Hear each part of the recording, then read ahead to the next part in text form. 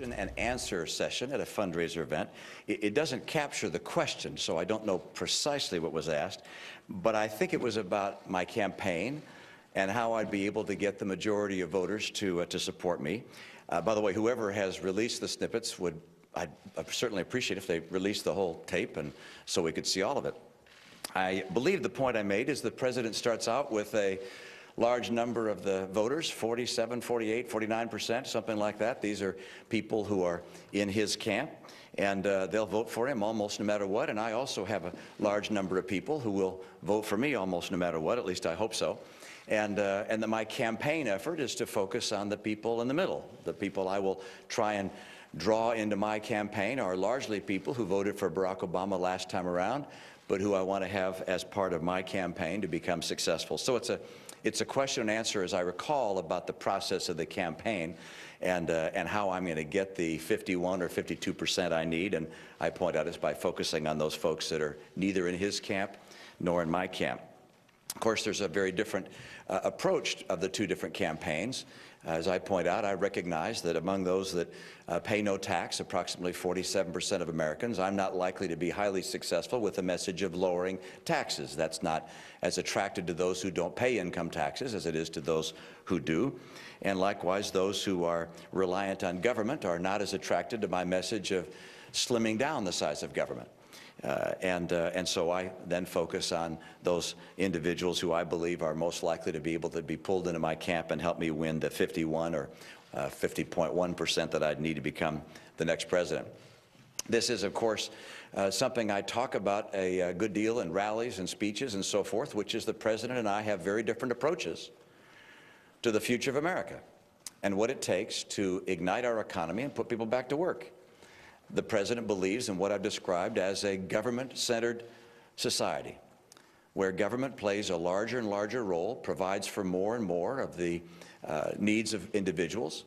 And I happen to believe instead in a free enterprise, free individual society, where people pursuing their dreams are able to employ one another, build enterprises, build the strongest economy in the world. I happen to believe that my approach is the approach that will put 23 million people back to work again. We've watched the results of the president's approach over the last 3.5, 4 years, and his government-centric, larger and larger government approach has meant that we have 15 million more people on food stamps, 23 million people out of work or stopped looking for work or underemployed. We have had 43 straight months with unemployment above 8%. And my view is that the right approach for our nation is not to adopt a government-centered approach, but instead a free people, free enterprise, free market, consumer-driven approach. And that will build the strongest economy for ourselves and for the coming generations. Yes? I think you also say in your video that the people who are receiving government benefits or didn't pay taxes saw themselves as victims or weren't willing to take responsibility for their own lives and their own futures. Do you have any response to that? What did you mean by that? Well, you said a number of things there, and the answer is that I'm talking about the political process of drawing people into my campaign.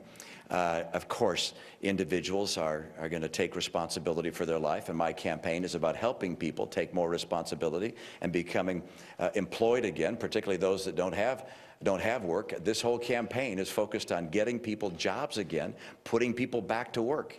This is ultimately a question about direction for the country.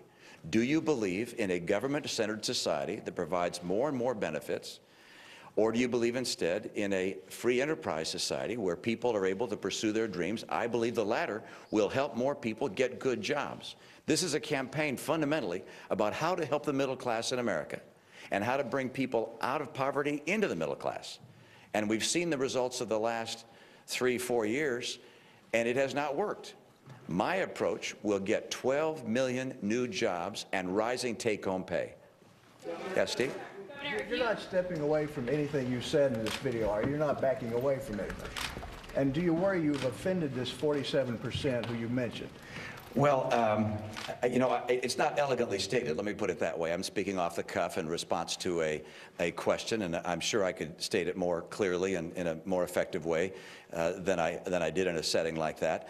And so I'm sure I'll point that out as time goes on, but we don't even have the question given the snippet there, nor the full response, and I hope the person who has the video would put out the full material.